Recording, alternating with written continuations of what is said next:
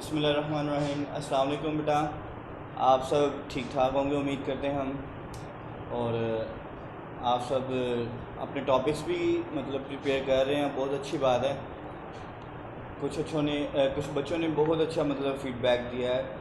Last time के जो भी असाइनमेंट थी उन्होंने वो कंप्लीट की हैं।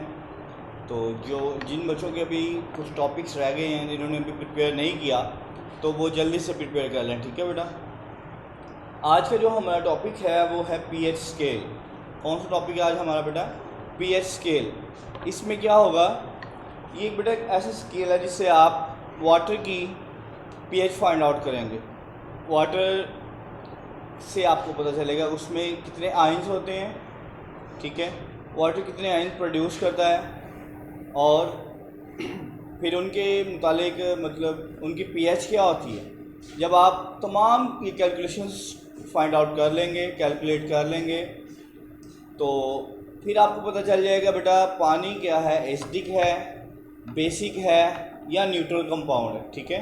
तो लास्ट में हमारा जो कंक्लूजन निकलेगा, रिजल्ट आएगा, उससे ये बात साबित हो जाएगी कि पानी क्या है, एक न्यूट्रल कंपाउंड है, ठीक हो गया बेटा। हम इसको स्टेप बाय स्टेप चलाते हैं। जैसे कि आपकी बुक के पेज नंबर 32 पर है, टॉपिक है 10.2 पीएच स्केल। तो पहले हम इसकी मतलब हेडिंग्स वगैरह, डेफिनेशन वगैरह जो हैं स्टार्ट में वो रीड आउट कर लेते हैं। उसके बाद हम टॉपिक अपना प्रॉपर्ली स्टार्ट करते हैं वाइट बोर्ड। तो मेरे साथ आप भी मतलब देखेंगे बुक का पेज नंबर 32, टॉपिक है pH scale. Concentration of hydrogen ion H positive ion in pure water is the basis for the pH scale. Water is a weak electrolyte because it ionizes very slightly into ions in a process called autoionization. वो process जिसके ज़रिए पानी के जो molecule हैं वो अपने ions में डिसोशिएट हो जाएं, तहलील हो जाएं। इस पूरे प्रोसेस का नाम क्या रखा हुआ है हमने? Auto ionisation. क्या रखा हुआ है बेटा? ऑटो आयनाइजेशन, या फिर इसका दूसरा नाम है सेल्फ ऑटो आयनाइजेशन, ठीक है। ये दोनों नेम इसी के हैं, लेकिन ये टॉपिक आपका एक ही है, ठीक है। टॉपिक आपका ये क्या है? एक है। तो मैं वाइट बोर्ड पर आपको इक्वेशन के जरिए बताता हूँ बेटा। ये हमारे पास वाटर है H2O। जब इसको आप डिसोशिएट करेंगे तो इसके दो आयंस बन जाएंगे। कितने आयन बनेंगे बेटा? दो। H positive ion plus OH negative ion, ठीक हो गया।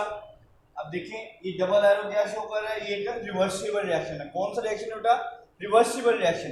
तो इसके लिए जब आप Kc की वैल्यू फाइंड आउट करते हैं ये फार्मूले के जरिए, आपको पता है क्या करना होता है, प्रोडक्ट्स ऊपर आ जाएंगे, molar concentration of H positive ion into molar concentration of OH negative ion divide by आपके पास रिएक्टेंट के तौर पर क्या है? वाटर है H2O, ठीक है बेटा। इसकी भी मोलर कंसंट्रेशन है, ओके। अब आपके पास ये यहाँ पर आपको नजर आ रहा है Kc, यहाँ डिवाइड में क्या है? वाटर है। तो जब आप वाटर को इधर मल्टीप्लाई करवाते हैं आपके पास Kc इंटू H2O, ये वाटर आ गया बेटा, is equal to H positive ion into OH hydroxyl ion OH negative, ठीक हो बेटा।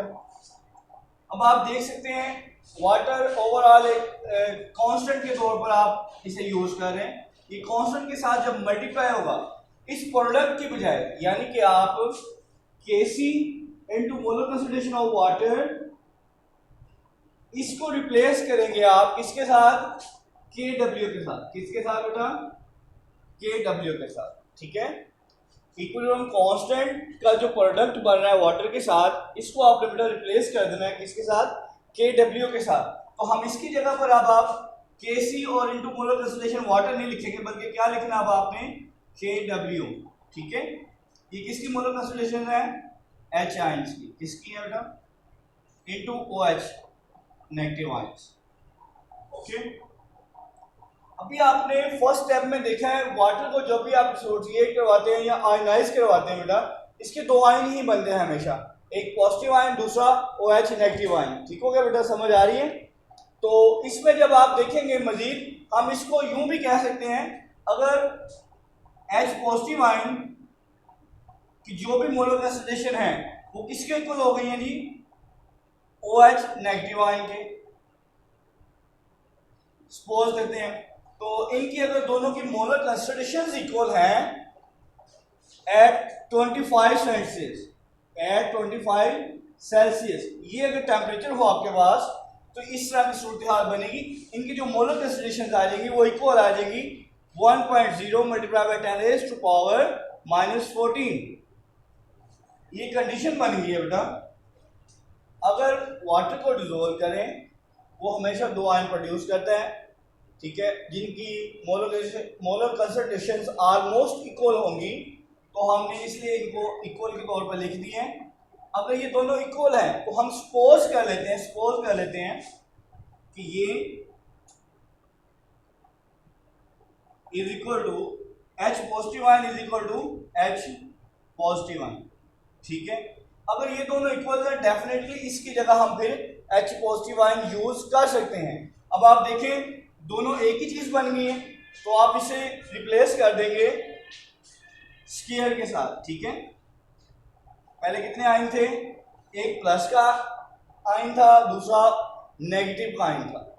हमने क्या कंसीडर किया है या हम क्या प्रूफ करना चाह रहे हैं, हम ये कह रहे हैं बेटा दो आयन बने हैं, दोनों की कंसंट्रेशन इक्वल है, इसीलिए अगर H पॉजिटिव आयन OH के इक्वल है इसका मतलब ये भी यही चीज है जो H आयन है, ठीक है। इनकी अगर वैल्यूज एक जैसी हो गई हैं तो इसको भी H पॉजिटिव आयन ही कंसीडर कर सकते हैं। इसलिए H पॉजिटिव कितने हो जाएंगे, फिर 2 हो जाएंगे। उसकी मैंने वैल्यू कितनी लिख दी है, पावर मतलब 2 लिख दी है, ठीक है। और इसकी कंसंट्रेशन क्या हो जाएगी 1.0 10 रेज़ टू पावर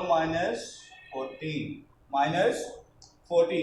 कंडीशन आपके साथ क्या चल रही है 25 सेल्सियस। कौन सी कंडीशन चल रही है बेटा 25 सेल्सियस की, ठीक हो गया। अब इसको हम मजीद आगे चलाते हैं बेटा अपने क्वेश्चंस को।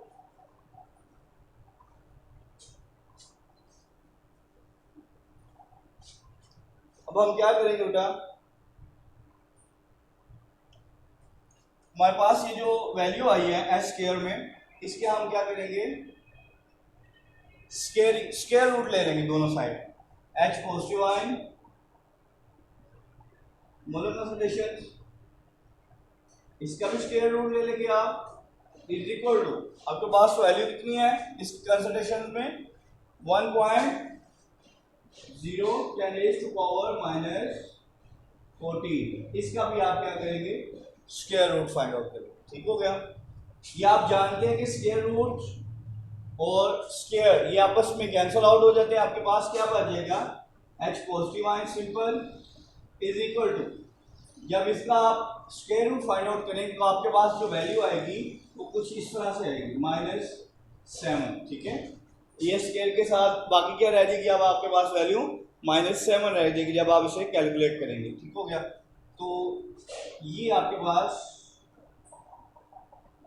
सिंपल किसकी कंसिडरेशन आ गई H पॉजिटिव आयन। कौन सा H पॉजिटिव आयन जो स्टार्ट में था, ठीक हो गया। ये सारा कैलकुलेट करने के बाद ये सारा प्रोसेस आपके बेटा बुक में कैलकुलेटेड फॉर्म में मौजूद है, ठीक है। ये किस तरह बना और बाद में ये इसके इक्वल कैसे आया वो सारा मैंने आपको बता दिया, समझा दिया। अब इसके बाद इसकी मतलब H पॉजिटिव आयन की हमने क्या फाइंड आउट करनी है, पीएच फाइंड आउट करेंगे। पीएच असल में मैं पहले आपको बता दूं पीएच असल में है क्या। ये जो आपके पास P और H है, इस P से पहले H से पहले जो P है इसका मतलब है minus logarithm of H ion, minus log of H ion, असल में ये है पीएच। तो इक्वल किसकी हो जाएगी minus log of H ion, ठीक हो गया। pH is equal to minus log H ion, minus log H ion की कंसंट्रेशन आपके पास गिवन है, कितनी है बेटा वो 1.0 multiply by 10 raise to power -7, ठीक हो गया। कितनी है आपके पास 1.0 multiply by 10 raise to power, यही वाली वैल्यू हमने बेटा यहाँ लिखी है, ठीक हो गया। अब आप क्या करेंगे जो 10 की पावर है -7 वो लॉग से क्या आ जाएगी, वो लॉग से पहले आ जाती है। तो -7 इधर आ जाएगा, माइनस लॉग, ये 1 10 से मल्टीप्लाई हो गए बेटा 10 ही रहेगा, और log 10 आपको पता है क्या होता है, 1 होता है। log 10 क्या होता है, 1 होता है। तो माइनस माइनस प्लस log 10 क्या हो जाएगा, ये log 10 क्या हो जाएगा 1, तो आपके पास आंसर क्या आ जाएगा 7। ठीक है, ये किसकी वैल्यू आई है, pH। ठीक हो गया जी, ये pH कितनी आ गई 7। अब हम इसी के लिए क्या फाइंड आउट करेंगे, pOH। क्या फाइंड आउट करना है, अब pH आ गई है, अभी फॉर्मूला यूज करेंगे, उसके जरिए आपने क्या फाइंड आउट करनी है, pOH। तो अब आप pOH फाइंड आउट करने के लिए मैं यहां से मिटा देता हूं।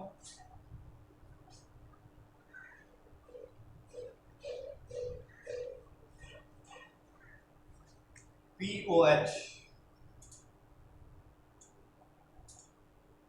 Minus log of OH negative ion. ठीक हो गया। जब आपने कह दिया बेटा H पॉजिटिव आयन और OH नेगेटिव आयन, जो कि मैंने अभी पहले आपको बताया था, इनकी वैल्यूज क्या है, इक्वल है, दोनों की कंसंट्रेशन क्या है, इक्वल है। तो अगर H की वैल्यू ये है तो फिर OH की भी डेफिनेटली यही होगी, माइनस लॉग ऑफ H की वैल्यू, इसकी भी वैल्यू क्या आ जाएगी, जो H की वैल्यू, क्योंकि ये दोनों आयंस हमने कंसीडर किया था, ये दोनों आयंस क्या हैं, इक्वल हैं।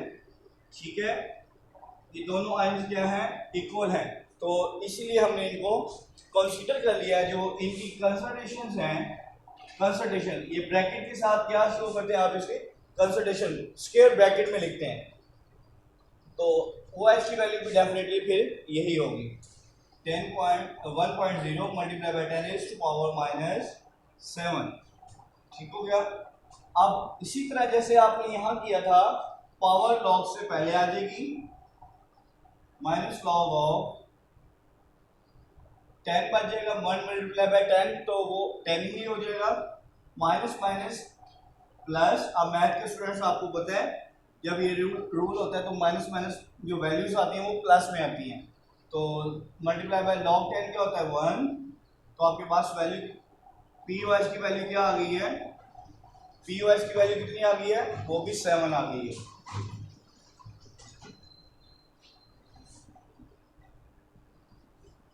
pH की वैल्यू भी 7 और pOH की वैल्यू भी क्या है 7 ही है।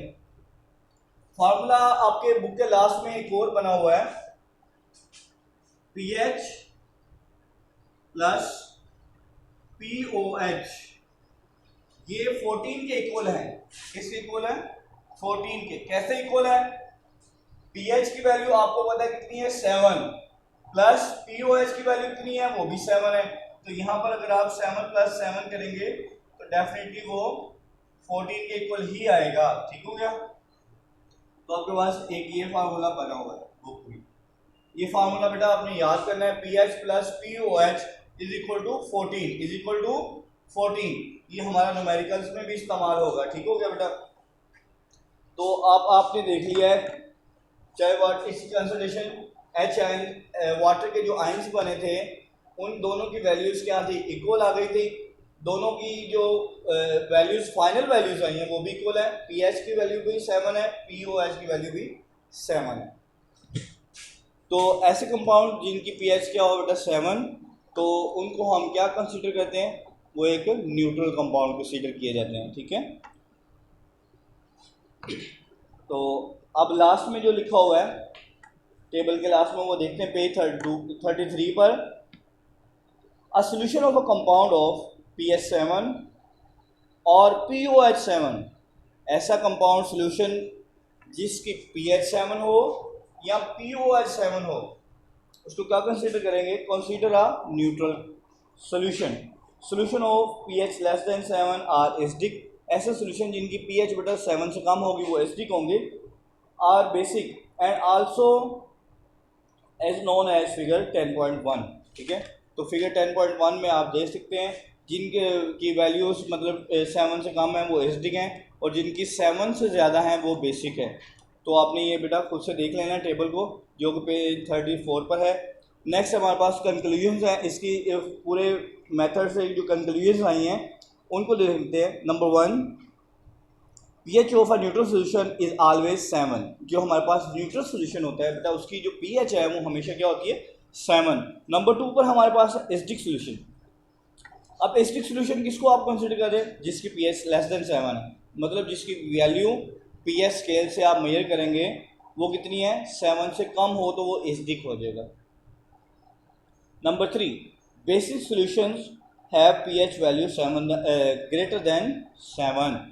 ऐसे सॉल्यूशंस जिनकी pH वैल्यू 7 से ग्रेटर है, ज़्यादा है, 8 है, 9 है, 10 है, ठीक है, एटसेट्रा, तो उनको हम बेसिक सॉल्यूशंस कंसीडर करेंगे। Number 4, pH and pOH values ranging from 0 to 14। 0 to 14 ये pH और pOH की जो रेंज है, मतलब किसी सोल्यूशन की जो pH मेजर करने की रेंज है डिजिट्स में, वो कहाँ से स्टार्ट होती है, 0 से स्टार्ट होगी और एंड कहाँ पर होगी 14 पर।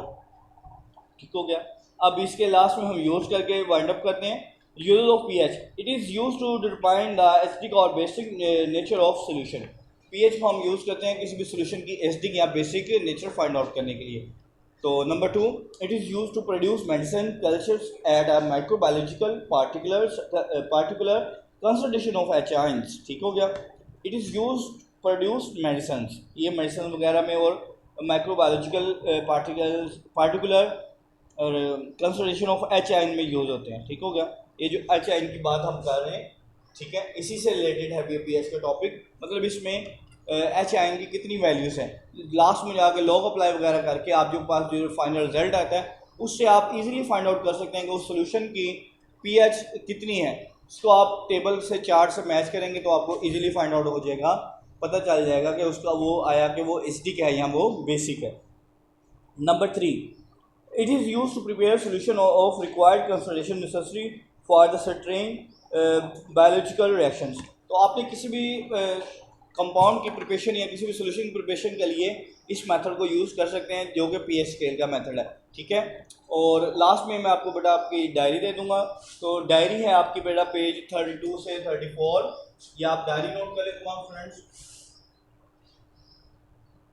डायरी है आपकी पेज 32 से 34, ये 3 पेजेस हैं, इनको आपने याद करना है प्लस इनकी प्रैक्टिस करनी है। ठीक हो गया। तो नेक्स्ट टाइम जो आपके कुछ के बच्चों के टॉपिक्स रह गए हैं वो जल्दी से प्रिपेयर करें और मुझे व्हाट्सअप करें, और नेक्स्ट टाइम फिर नए टॉपिक के साथ आपसे बेटा मुलाकात होगी। तब तक के लिए अल्लाह हाफिज़।